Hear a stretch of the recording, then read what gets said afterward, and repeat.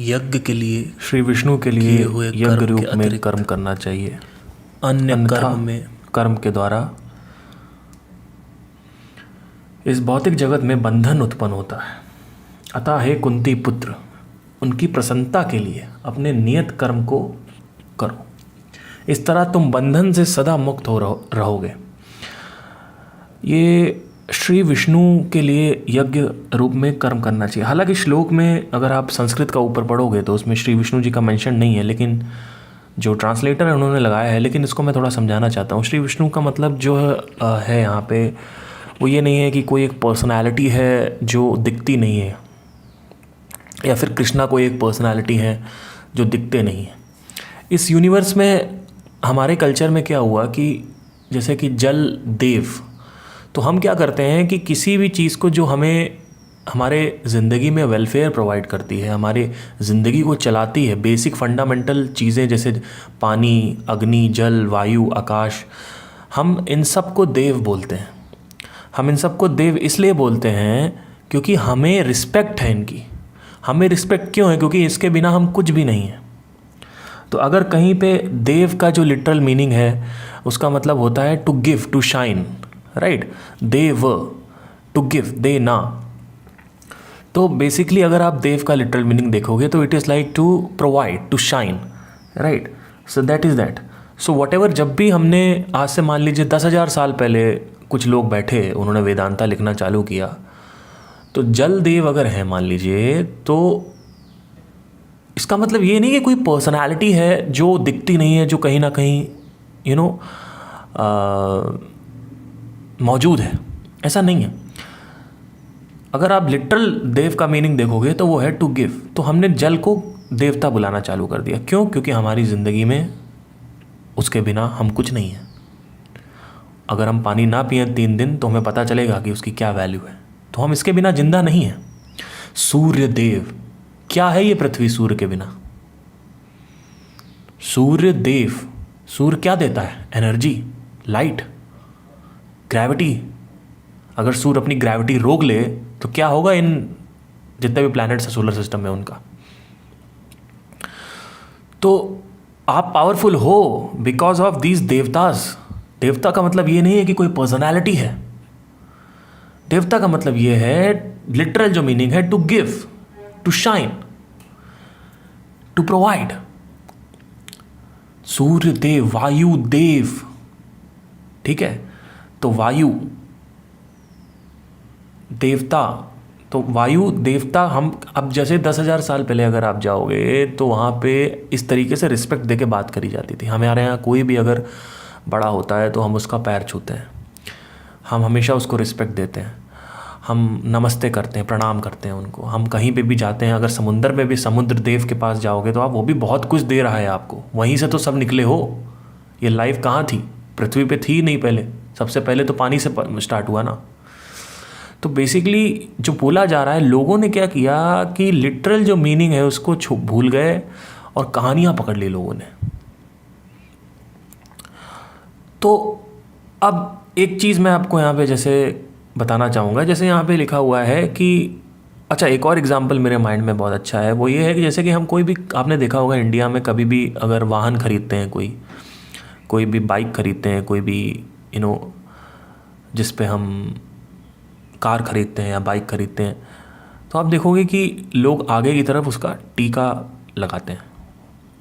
वाहन देव बोला जाता है उसको। तो बाइक क्या सच में कोई एक उसके अंदर आ गया है, कोई कुछ जादुई पर्सनालिटी? नहीं।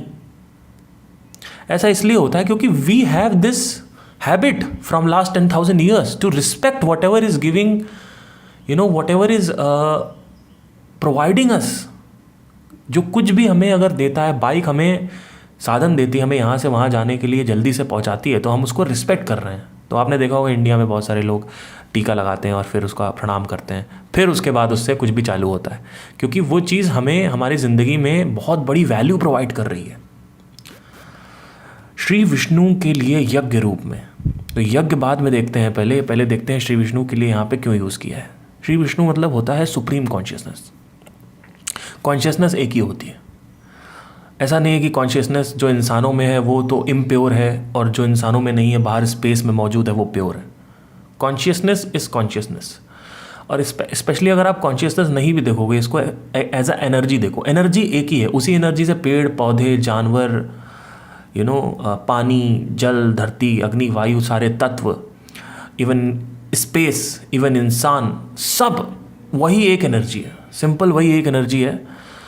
तो जब वो एनर्जी मैनिफेस्ट हो जाती है किसी फॉर्म में, तो अब वो मैनिफेस्ट हो गई, तो वो जो एनर्जी पहले थी वो तो दिख नहीं रही थी, अब जैसे वो मैनिफेस्ट हुई वो दिखने लगी, क्योंकि वो एक फॉर्म में बन गई, राइट।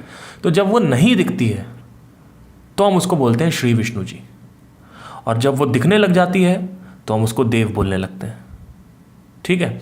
और जब वो इंसानों का रूप ले लेती है वही एनर्जी, तो हम उसको पुरुष बोलने लगते हैं। पुरुष मतलब पुरुष एक ही है।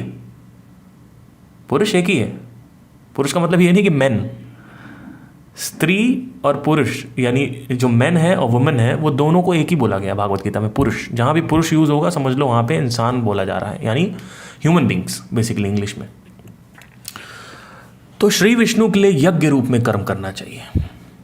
व्हाट इज यज्ञ? यज्ञ मतलब होता है surrender. That is the meaning of यज्ञ। भाई आपके अंदर जो ईगो है वो बहुत बड़ा हुआ पड़ा है। आपकी कोई इंडिविजुअलिटी नहीं है। सबसे पहले ये चीज़ समझने की ज़रूरत है हमें। वो हमें नेचर ने बुद्धि दे रखी, तो हमें ऐसा फील होता है कि हमारी एक इंडिविजुअलिटी है, हमारा एक अपनी दुनिया है, ज़िंदगी है। ऐसा कुछ नहीं है। ज़िंदगी एक ही है, इंडिविजुअलिटी भी एक ही है, कॉन्शियसनेस भी एक ही है, एनर्जी भी एक ही है। श्री विष्णु और कृष्ण में कोई अंतर नहीं है, कृष्ण और इंसानों में कोई अंतर नहीं है, ठीक है। जो समझ जा, इनफैक्ट ये मैं नहीं बोल रहा हूँ, आप आगे बुक में पढ़ोगे कि स्वयं वो परमात्मा बन जाता है। ये सारी चीज़ें आप बार बार पढ़ोगे इस बुक में आगे, कि जो ये करता है, जो यज्ञ करता है वो स्वयं परमात्मा बन जाता है, मैं उसका बहुत बड़ा मित्र हो जाता हूँ। इस तरह आप देखोगे कि ये सारी चीज़ें खुद ही कृष्णा ने खुद मेंशन करी हैं ये सारी चीज़ें।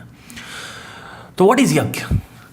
श्री विष्णु के लिए यज्ञ रूप में कर्म करना चाहिए, यानी जो एनर्जी है उसके लिए यज्ञ करना चाहिए। यज्ञ मतलब होता है कि आप सब कुछ छोड़ के मतलब फॉर दैट मोमेंट सब कुछ छोड़ के आप अपना जो बुद्धि है वो लगा दो इस एनर्जी को समझने में और इस एनर्जी को एक्सपीरियंस करने में। बस इसका मतलब कुछ नहीं है यज्ञ का मतलब यज्ञ का मतलब सिंपल ये है कि आपकी जो बुद्धि है उसका जो चिंतन है, चिंतन मतलब होता है थिंकिंग। चिंतन किसके बारे में करना? फॉर एग्जाम्पल मैं चिंतन एवेंजर्स के बारे में कर रहा हूँ कि एवेंजर्स कब आएगी नेक्स्ट, तो उसके बारे में सोच रहा हूँ, अगले बारे में ये लोग मूवी में प्लॉट क्या रखेंगे, स्टोरी क्या रखेंगे, तो मैं इमेजिन कर रहा हूँ। तो मैं अपनी इमेजिनेशन फैकल्टी जो मेरे अंदर मौजूद है, जो मेरे अंदर जो पावर ऑफ इमेजिनेशन है या पावर ऑफ थिंकिंग है, इसको मैं यूज़ कर रहा हूँ भौतिक चीज़ों को, यानी मटेरियल वर्ल्ड, फिजिकल वर्ल्ड को समझने में। पर ऐसा नहीं है। यहाँ यह बोला जा रहा है यज्ञ करो। यज्ञ मतलब होता है जो सबसे बड़ी एनर्जी है, यानी जो वही एक एनर्जी है। जब आप उस एनर्जी के लिए सोचने लगते हो कि वो कैसे काम करती है, मेरे अंदर कैसे काम कर रही है, क्या मैं फील कर पा रहा हूँ उस एनर्जी को, और उसका साक्षात्कार कर लेते हो, मतलब उसको एक्सपीरियंस कर लेते हो। अगर आप बैठोगे, कान में ईयरप्लग्स लगाओगे तो आपको एक साउंड आएगी, जो अब इसको साउंड भी बोला जा सकता है, इसको एनर्जी भी बोला जा सकता है, इसको कॉन्शियसनेस भी बोला जा सकता है, इसको स्पेस भी बोला जा सकता है। इसी के अनेक नाम, इसी को कृष्ण बोला जाता है, इसी को विष्णु जी बोला जाता है। इसी के एक नाम है।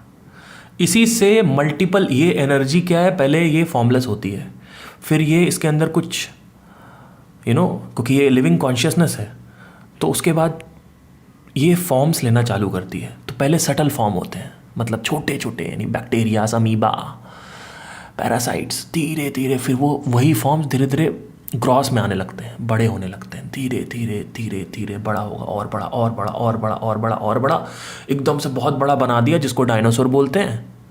फिर वो एकदम से कोई एस्टेरॉयड आ गया, फिर उसके बाद मैमल्स पैदा होने लगे, and then human beings are there now. इसमें एक नेचर की, एक प्रकृति की एक टेंडेंसी है कि वो जैसे ही बदलाव होगा तो अपडेट हो जाएगा। मतलब पहले की जनरेशन में बाल ज़्यादा होते थे लोगों के, तो अब देखो अब बाल नहीं हो रहे हैं उतने। जैसे जनरेशन टू जनरेशन यूनिवर्स अपने आप को अपडेट करता जाता है। तो जैसे एक तो पहली चीज़ तो ये कि बदलाव हो रहा है, हर सेकंड बदलाव हो रहा है, और दूसरी चीज़ जो हर सेकंड बदलाव हो रहा है उसमें कुछ ना कुछ अपडेट होता है। पहले विजडम टीथ ज़रूरी थे कच्चे मांस खाने के लिए, अब विजडम टीथ डिप्लीट हो रहे हैं, अब 28 दांत ही पैदा होते हैं, बच्चा 28 दांतों के साथ ही पैदा होता है। समझ रहे हैं? तो विष्णु जी के लिए यज्ञ रूप में कर्म करना चाहिए। हालांकि श्लोक में कहीं विष्णु जी मेंशन नहीं है, लेकिन चलो ठीक है, यज्ञ रूप में कर्म करना चाहिए। यहां से पढ़ते हैं। यज्ञ का मतलब होता है आपकी बुद्धि ये समझने में लगी हुई है कि मैं कौन हूं।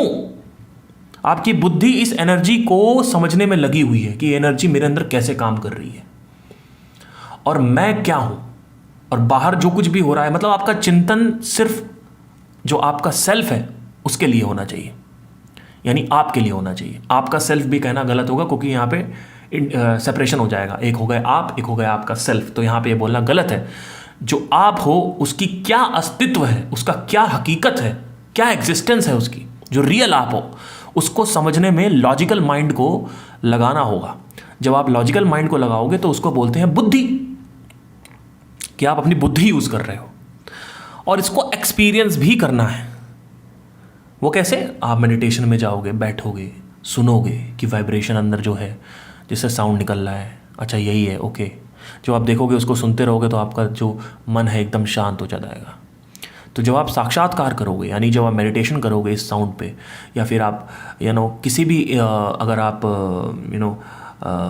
जो आईब्रोज है उसके बीच में भी अगर आप कॉन्सेंट्रेट करोगे, बहुत सारे मेडिटेशन होते हैं जिसमें सबसे अच्छा मेडिटेशन जो डायरेक्ट आपको ब्रह्म से कनेक्ट करता है, जिसको ब्रह्म बोलते हैं, कॉन्शियसनेस बोलते हैं, एनर्जी बोलते हैं, भगवान बोलते हैं, कितने नाम हैं, आप कुछ भी ले लो, एनर्जी बोलना ज़्यादा बेटर होगा मॉडर्न टर्म्स में। तो ये चीज़ होती है। तो विष्णु जी के लिए यज्ञ रूप में कर्म करना चाहिए। मतलब विष्णु जी यानी जो सुप्रीम, यानी जो साउंड है, यानी जो वाइब्रेशन है, उसके लिए यज्ञ करना चाहिए। यज्ञ मतलब क्या? जहां पे आपकी बुद्धि और आपका जो ये है एक्सपीरियंस, यानी जो आपकी जो विजन है, वो भी उस पर ध्यान, किस पे ध्यान होने चाहिए? ब्रह्म पे, ब्रह्म के चिंतन में लगाना अपने आप को। दैट इज कॉल्ड यज्ञ, जिसमें मेडिटेशन आ गया और नॉलेज आ गया। तो नॉलेज अगर आप गैदर कर रहे हो थ्रू लॉजिकल माइंडसेट, और साथ ही साथ अगर आप एक्सपीरियंस कर रहे हो उसको मेडिटेशन के थ्रू, तब उसको बोलते हैं यज्ञ। इसके साथ ही साथ यज्ञ का ये भी मतलब होता है सरेंडर करना, या फिर किसी भी चीज़ के लिए डिवोशन। सरेंडर का मतलब ये नहीं होता है कि सब कुछ छोड़ दो, जंगल में चले जाओ और सिर्फ यज्ञ करो, यानी सिर्फ मेडिटेशन करते रहो। वो भी लोगों ने पहले किया, लेकिन आज के ज़माने में वो चीज़ लॉजिकल नहीं होगी, क्योंकि आप आज फैमिली है, आपका घर है, करियर है, ये सब जो है ना, इसको भी समझना और टैकल करना आना चाहिए। ये नहीं कि सिर्फ एक ही चीज़ पकड़ ली, लाइफ के हर एक एस्पेक्ट को आपको समझना होगा। लेकिन सबसे पहली जो सबसे इंपॉर्टेंट चीज़ है, अगर एक चीज़ चुनने को बोला जाए तो सबसे इंपॉर्टेंट चीज़ है वो है यज्ञ, यानी समझना कि मैं कौन हूँ थ्रू नॉलेज एंड मेडिटेशन। अब ये बोला जा रहा है कि यज्ञ रूप में कर्म करना चाहिए। कर्म मतलब क्या? उस पर कॉन्सेंट्रेट करना चाहिए, उसके लिए ही काम करना चाहिए, है ना। तो ये चीज़ यहाँ पे अन्यथा कर्म, इसके अलावा, अन्यथा मतलब इसके अलावा कर्म के द्वारा इस भौतिक जगत में बंधन उत्पन्न होता है। इसके अलावा अगर आप कुछ भी करोगे, जैसे ही कुछ भी करोगे, आपको आपके अंदर एक बंधन उत्पन्न होगा। यानी जैसे ही आप मान लो पिज़्ज़ा खाओगे, तो पिज़्ज़ा आपको एडिक्टिव करेगा, आपकी तरफ खींचेगा। बहुत सारे ऐसे लोग हैं जिन्होंने पहली बार पिज़्ज़ा खाया, मज़ा आया, दूसरी बार खाया, अब उनको हर हफ्ते चाहिए। या कोई भी चीज़ है, जैसे आपको कोई पसंद है तो आप कहीं ना कहीं उसको हर हफ्ते में 1-2 बार तो लेते ही होगे। ये जैसे मदिरा, दारू, या फिर सच्चा प्यार, कुछ भी हो सकता है, वो तुरंत आपको बांध देगा। जैसे ही आप फिजिकल वर्ल्ड में किसी भी चीज़ से कनेक्टेड होगे, वो बांध देगा। ये कानून है, ये लॉ है। तो लेकिन सिर्फ यज्ञ रूप, यानी जो सुप्रीम कॉन्शियसनेस है, यानी जो कॉन्शियसनेस है, सुप्रीम या इन्फीरियर बोलना गलत होगा, कॉन्शियसनेस जो है सिर्फ, उसके लिए अगर आप कोई भी कर्म कर रहे हो तो वो बंधता नहीं, वो आपको फ्री करता है। इस भौतिक जगत में बंधन उत्पन्न होता है। कुछ भी आप करोगे, कुछ भी करोगे आप, तो उसमें बंधन उत्पन्न होगा, यानी आप बंध हो गए, यानी उससे आप इंटैंगलमेंट पैदा होगा। ऐसा लगता है कि किसी ने गांठ बांध दी है दो रस्सियों की आपस में। किसी भी चीज़ को आप ले लो, चाहे वो संगीत हो, आप देखो एक गाना सुनते हो, आप अच्छा लगता है, फिर आप देखोगे कि फिर वो गाना बार बार सुनने का मन करता है, तो वो गाना खींचता है आपको। एक बार आपने पिज़्ज़ा खाया तो पिज़्ज़ा दोबारा आपको खींचेगा अपनी तरफ। एक बार अगर आप मनाली गए तो आपको दोबारा मनाली कहीं ना कहीं याद आएगा, फिर जाना है, फिर जाना है, फिर जाना है। या फिर कोई और पहाड़ी एरिया याद आएगी, फिर जाना है, फिर जाना। कुछ भी आपने किया, मैस्टरबेशन एक बार आपने किया तो आपको मैस्टरबेशन फिर खींचेगा, यार आपका माइंड याद दिलाएगा बार बार बार बार बार बार, देखो वो तुमने इजैकुलेशन किया था, मैस्टरबेशन किया था, कितना मज़ा आया था। तो जितना भी कुछ भी मटेरियल वर्ल्ड में है, अगर आपने एक बार उससे कनेक्ट किया तो वापस आपको वो एडिक्टिव बनाना चालू कर देता है।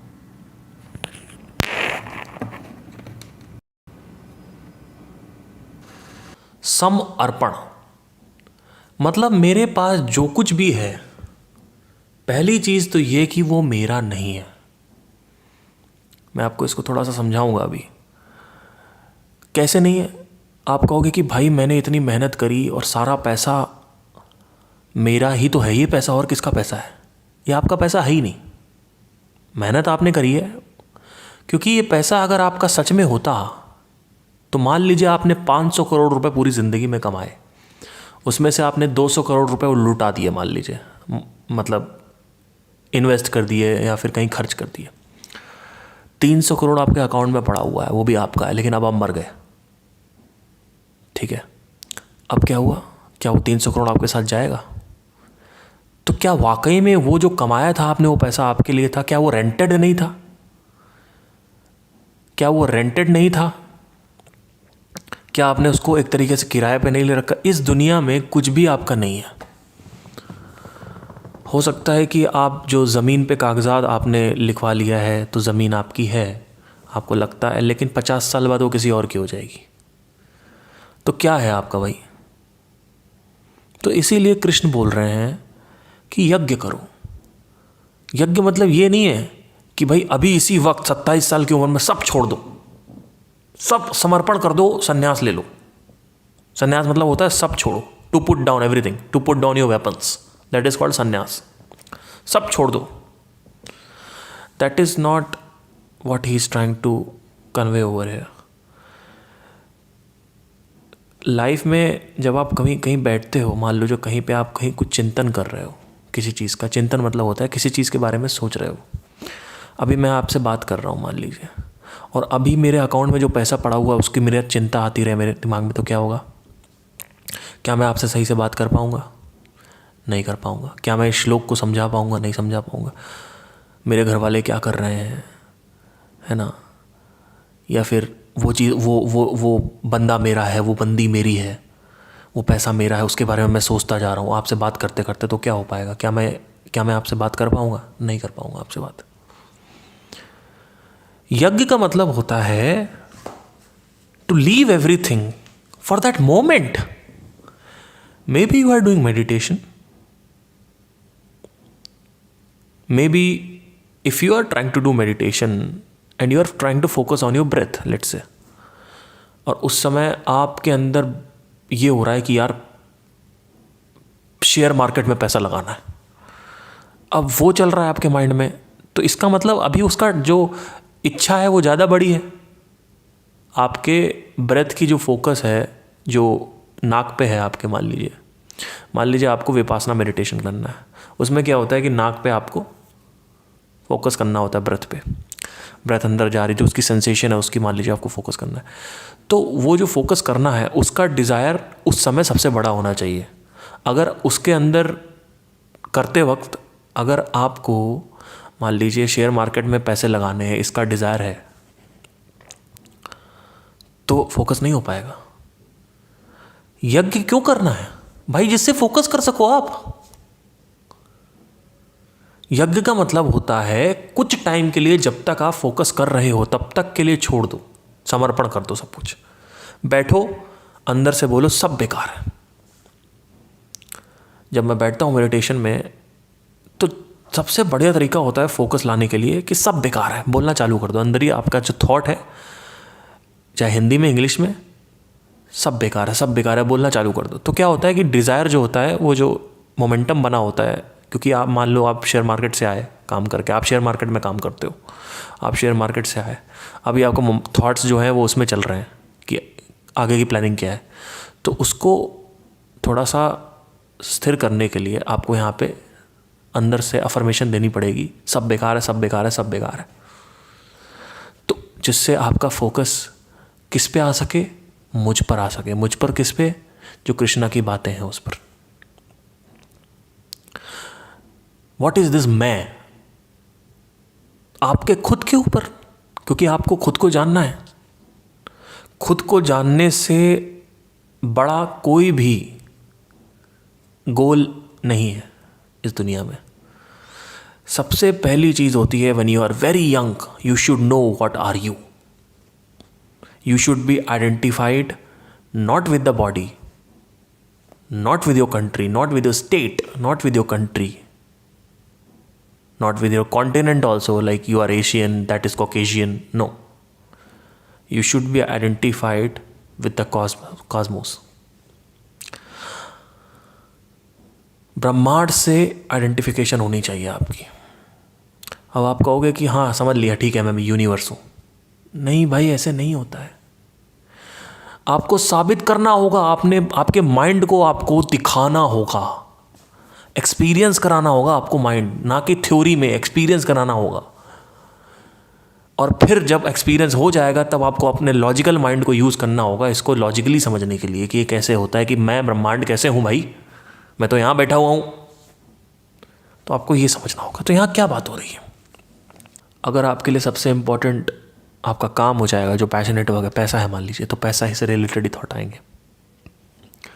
लेकिन जब आप बैठे हो तब आपका ध्यान सिर्फ और सिर्फ इस पे होना चाहिए कि मुझे अभी क्या करना है।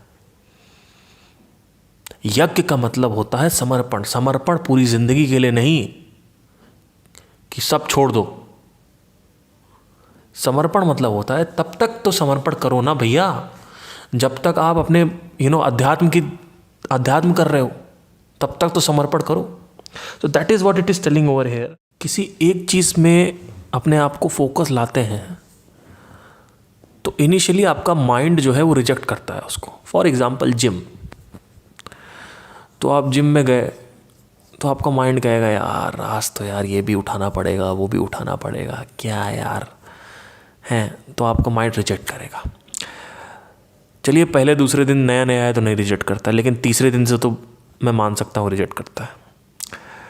फिर चौथे दिन और बोरिंग, पांचवें दिन और बोरिंग। तो अभी पेन की मोमेंट्स चल रही होती हैं।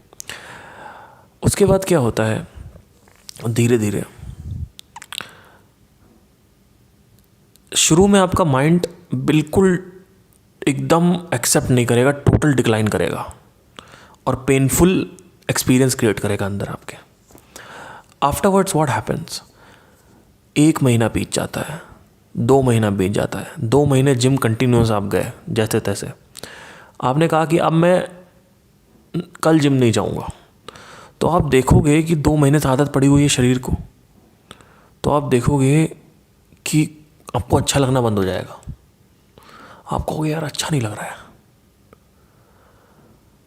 क्योंकि होता क्या है कि once you start doing it in a repetition, the mind and the body starts accepting it. Initially it will reject, but if you continue to connect with that, it will again start accepting it. Now once it has accepted, the next stage is bonding. What is the difference between accepting and bonding? Accepting मतलब हाँ ठीक है, okay अब मुझे दर्द नहीं हो रहा है। बॉन्डिंग मतलब क्या, अब मैं इसके बिना नहीं रह सकता। एक्सेप्टिंग मतलब क्या कि भैया हाँ ठीक है, ओके बॉडी ने बोला हाँ ओके जिम चल रहा है, कोई टेंशन नहीं, अब मैं दर्द भी नहीं करूँगी, है ना। माइंड भी आपका कहेगा मैं भी तुमको पेन नहीं दूंगा, 2 महीने बाद देखोगे आप यही होगा। फिर क्या होगा कि बॉन्डिंग होने लगेगी। अब क्या है कि 3-4 महीने बाद एकदम से आपने जिम छोड़ा, आप छोड़ ही नहीं पाओगे, आप छोड़ ही नहीं पाओगे। उसके लिए बहुत तगड़ा आपको वो चाहिए अंदर से 3-4 दिन के लिए इंस्पिरेशन चाहिए बड़ी तगड़ी, क्योंकि छूटता बड़ी जल्दी है। पकड़ बॉन्डिंग 1.5 में आती है, लेकिन छूटता बड़ी जल्दी है। टाइम जो है वो डिफ़र करता है दोनों में, ठीक है। एक्सेप्टेंस बड़ी जल्दी होती है, लेकिन बॉन्डिंग जो है वो, क्योंकि कंस्ट्रक्टिव एक्टिविटी है जिम, तो क्या होगा कि once you start doing it, it becomes a bonding, you know, it becomes, you started getting a bond with that, and then it becomes addiction. So now you want it every day. This is what happens with the example of cigarette also. If you smoke first time, your lungs will be totally coughing out. मतलब इतना गंदा experience होगा जिसकी कोई हद नहीं है। उसके बाद क्या होगा, आपने आज स्मोक किया, फिर 2, 3, 4 फिर स्मोक किया, फिर आप कहोगे यार मज़ा आ रहा है, यार लगाओ, मज़ा आ रहा है। एक गाना रिलीज़ होता है, पहली बार जब आदमी गाना सुनता है तो उसको गाना पसंद नहीं आता है, दूसरी बार सुनता है उसको पसंद नहीं आता है, तीसरी बार हल्का हल्का हाँ ठीक है चलेगा, ओके ठीक ठाक है, हाँ चलेगा, चलने दो बोलोगे, बंद मत करना है ना, चलने दो। चौथी बार ओके अच्छा लग रहा है यार, 5वीं बार अरे कहाँ है, चलाओ यार गाना, कहाँ गया, बंद कर दिया क्या तुमने, कहाँ था, कौन से वेबसाइट पे था, कहाँ से डाउनलोड करें, कौन से पिक्चर का गाना है, कहाँ मिलेगा, यूट्यूब में क्या डालूँ, टाइटल क्या है गाने का। क्या होगा, पहले पेन, धीरे धीरे एक्सेप्टेंस, न्यूट्रल पे आए, फिर धीरे धीरे एडिक्शन की तरफ जा रहा है। बॉन्डिंग आई, फिर एडिक्शन, ये साइकिल चल रही होती है भाई। अब क्या होता है, अब आप कहोगे कि हाँ ठीक बढ़िया है ना, गाना चल तो रहा है, कोई भी कर्म है, पहले तो कर्म जो है वो फंसाता नहीं है आपको, पहले तो कर्म अच्छा नहीं लगता है, वो काम कोई भी हमें अच्छा नहीं लगता है, लेकिन धीरे धीरे फिर वो काम अच्छा लगने लगता है। चलो ठीक है, तो इसमें क्या दिक्कत है आप कहोगे, तो इसमें कृष्ण ऐसा क्यों कह रहे हैं, कर्मों में मत फंसो, क्यों बोल रहे हैं। होता क्या है जब आप, यही तो इसकी गुत्थी है, मज़ा आता है इसमें बात करने में। होता क्या है कि जब आप धीरे धीरे आप देखोगे इसको, बड़ी बारीक चीज़ है, आप देखोगे कि जैसे ही आप बॉन्डिंग में गए तो उसके कुछ टाइम बाद जो उसका प्लेजर फ्यूल है, यानी पीएफ, प्लेजर फ्यूल मैं बोलता हूँ उसको, यानी जो मज़ा है वो ख़त्म होने लगता है। पहले दुख था, दर्द हो रहा था, फिर धीरे धीरे बॉडी ने, माइंड ने एक्सेप्ट किया, फिर मज़ा उठा, मज़े की एक लेवल, एक ड्यूरेशन तक, एक समय तक मज़ा चला। उसके बाद देखोगे मज़ा ख़त्म हो गया, क्या बचा आखिरी में, सिर्फ दर्द। अब क्या है, अब एडिक्शन भी हो गया है, अब उसको छोड़ भी नहीं पा रहे हैं और मज़ा भी नहीं आ रहा है, फंस गए। तो ये फंसाता है ना, ये जो बाहर के भौतिक जितने भी कर्म है ये सब फंसाएंगे आपको। कुछ भी आप बोले, एक गाना पसंद आता है, पहले पसंद नहीं आता है, फिर धीरे धीरे ज़्यादा बार बार सुनो तो पसंद आने लगता है, फिर और सुनो, बहुत मज़ा आता है, फिर बहुत ही ज़्यादा मज़ा आता है, फिर धीरे धीरे मज़ा आता है, फिर धीरे धीरे थोड़ा कम मज़ा आता है, धीरे धीरे और कम मज़ा, बोरियत,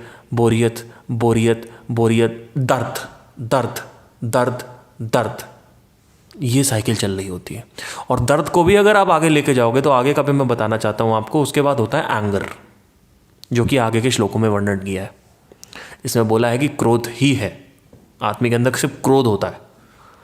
अगर आपको एक गाने को बार बार सुनाते रहें और आपको चेयर से बांध दें, हेडफोन लगा दें आपके कान में, आपका फेवरेट गाना चला दें, आपको बड़ा मज़ा आएगा। फिर धीरे धीरे आप देखोगे कि उसका मज़ा ख़त्म हो रहा है, फिर धीरे धीरे आप कहोगे इसको हटाओ, लेकिन फिर भी नहीं हटाएंगे। फिर कहोगे नहीं हटाओ इसको, फिर क्योंकि अच्छा नहीं लग रहा है।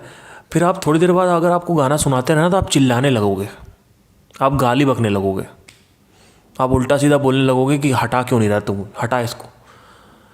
तो everything starts from boredom, then it's come to the pleasure, then it comes to the bonding, then it's come to the addiction, then after that it becomes anger.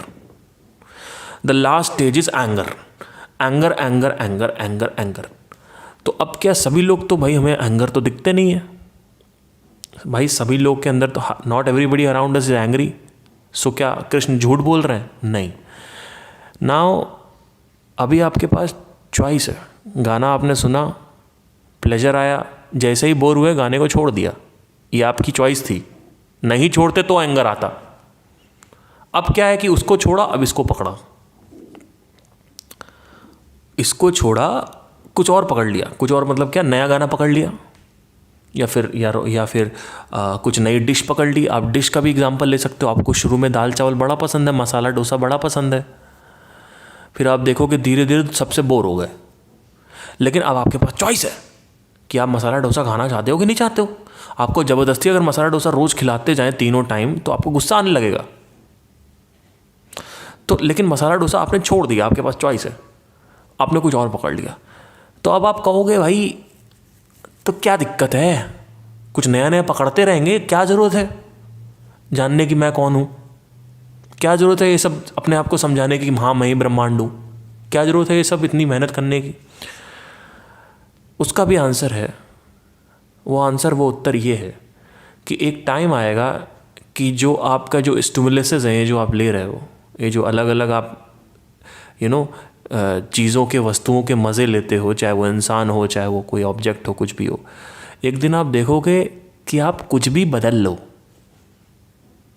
आपके अंदर सिर्फ फ्रस्ट्रेशन ही रहेगी। मतलब एक दिन एक ऐसी स्टेज आएगी, चाहे आप कितने भी गाने सुनते जाओ, नया भी गाना कोई आ रहा है तो भी सुनोगे, मज़ा नहीं आएगा, क्योंकि पहले आपने 500 गाने सुन रखे हैं, तो अब आपको 501वीं गाने में मज़ा नहीं आएगा। आप देखोगे कि आप नई नई डिश ट्राई करो, आप दुनिया की सारी डिश ट्राई कर लो, कब तक डिश ट्राई करते रहोगे भाई आप। एक दिन आएगा कि आपने 500 डिश ट्राई कर ली।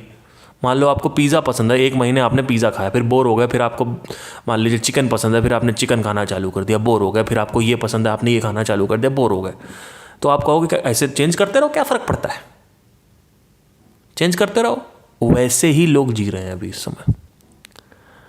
ये लोग जी रहे हैं उधारी खाता पे, कभी कभी थोड़ा बहुत कहीं से मज़ा आ गया, ऐसा थोड़ी होता है। ऐसा कैसे हो सकता है भाई। आप देखोगे कि एक टाइम आएगा कि आप कोई भी नई डिश ट्राई करोगे, भले ही वो टेस्टी, आपको मज़ा ही नहीं आएगा, या भले ही कोई नया गाना मज़ा नहीं आएगा। तो that is what it is telling कि कर्म बांधते हैं। जैसे आगे के श्लोकों में बोला हुआ है कि हर चीज़ के प्रति ना उसकी घृणा करो, ना उसको आप पसंद करो। भाई यहाँ पे बात हो रही कंपल्शंस की। भाई मेरे को मैगी पसंद है, ठीक है, पसंद है ना, रोज मैगी चाहिए, सुबह शाम मैगी चाहिए, ये व्हाट इज दिस, मैं उसके बिना नहीं रह पाऊंगा भाई, this is a compulsion now. So Maggi problem नहीं है, सच्चा प्यार चाहिए आपको, वो प्रॉब्लम नहीं है। सच्चा प्यार नहीं मिलेगा तो भाई मेरी जिंदगी तबाह है, ये प्रॉब्लम है। कंपल्शन प्रॉब्लम है। The problem is the dam compulsions bro. आपका मन उसी में लगा हुआ है पूरे time, Maggi Maggi Maggi Maggi Maggi, पूरे टाइम सच्चा प्यार सच्चा प्यार सच्चा प्यार सच्चा प्यार सच्चा प्यार, वो लड़की चाहिए, वो लड़की चाहिए, वही लड़की चाहिए, वही लड़की चाहिए, वही लड़की चाहिए, वही लड़की। What is this. चाहे वो लड़की हो, उससे आपको कोई फ़र्क नहीं पड़ना चाहिए, चाहे वो लड़की आपसे शादी कर ले, बच्चे कर ले आपके, उसमें भी आपको कोई फ़र्क नहीं पड़ना चाहिए। That is what it is telling, be neutral, no -1 no +1, शून्य, zero. That is what it's telling about over here, that आसक्ति को त्यागो। लोगों ने क्या किया, सब छोड़ दिया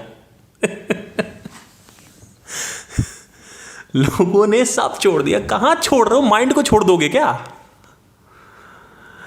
भाई? माइंड को कैसे छोड़ दोगे, आप जंगल में जाके बैठ जाओगे। सब छोड़ दिया आपने, घर बार छोड़ दो, सारी दौलत छोड़ दो, सब छोड़ दो,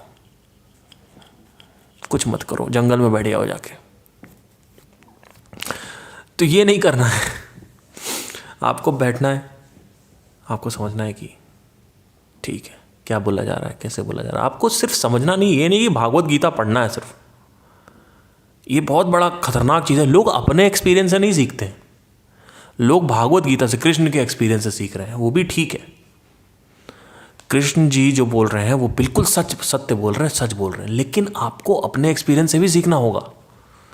अध्यात्म सिर्फ किसी और के एक्सपीरियंस को पढ़ के नहीं आएगा, आपको अपने एक्सपीरियंस। सब जो मैं बातें कर रहा हूँ यहाँ पे, ये भागवत गीता अब मैंने पढ़ना चालू किया, इससे पहले I was just exploring my mind and how everything is happening. हो गई, ये हो रहा है तो क्यों हो रहा है, क्वेश्चनिंग।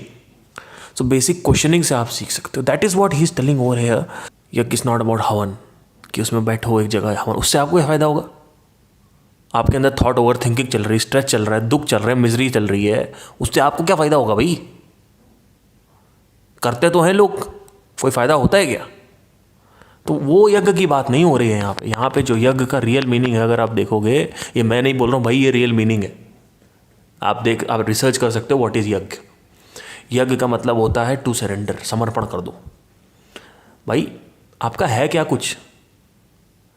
आपका कुछ है इस दुनिया में? क्या है आपका, बताइए? कुछ नहीं है। तो क्या सब त्याग, सब सब सब सब दे दें, सब किसी और को दे दें? अरे ये कहाँ बात हो रही है समर्पण? मतलब बात ये हो रही है कि सम अर्पण, सम मतलब मैं, धा दिन दिन दा धा तिन तिन ता ता दिन दिन दा धा दिन दिन दा धा। हम लोग को जब म्यूज़िक पढ़ाया जाता था तो इट वॉज ऑल अबाउट सम से उठाओ, खाली से उठाओ या सम से उठाओ। At that time I was not knowing what is सम। इवन इन फैक्ट सा रे गा मा पा धा नी सा, एवरीथिंग कम्स टू सा। सो सम मीन्स मैं, मेरा जो है उस समय जब मैं बैठा हुआ हूँ, अगर मैं पकड़ के बैठूंगा सब कुछ, ये मेरा है, ये प्रॉपर्टी मेरी है, अगर मैं जैसे अभी मैं बात कर रहा हूँ, अभी मैं आपसे आप बात कर रहा हूँ, यहाँ पे रिकॉर्डिंग कर रहा हूँ, तो मैं इस टाइम के लिए सब कुछ समर्पण कर सकता हूँ। बाद में कल सुबह उठा लूंगा वापस।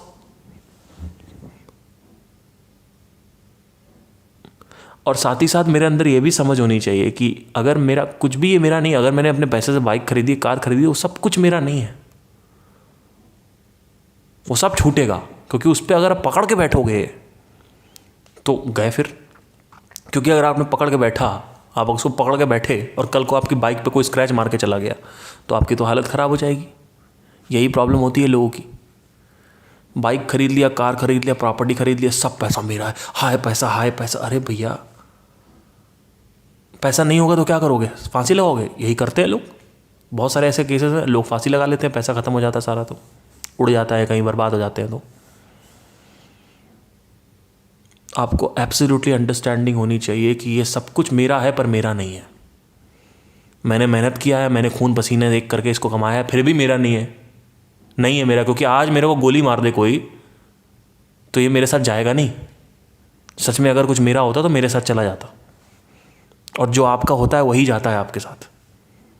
ऐसा है कुछ जो जाता है, जिसको मेमोरीज बोलते हैं, जिसको आपकी जो आदतें हैं, टेंडेंसीज है, वो बोलते हैं। तो ये सारी चीज़ें यहाँ पे समझने की एग्जैक्टली हमें ज़रूरत है। इसके बाद दूसरा श्लोक देखते हैं।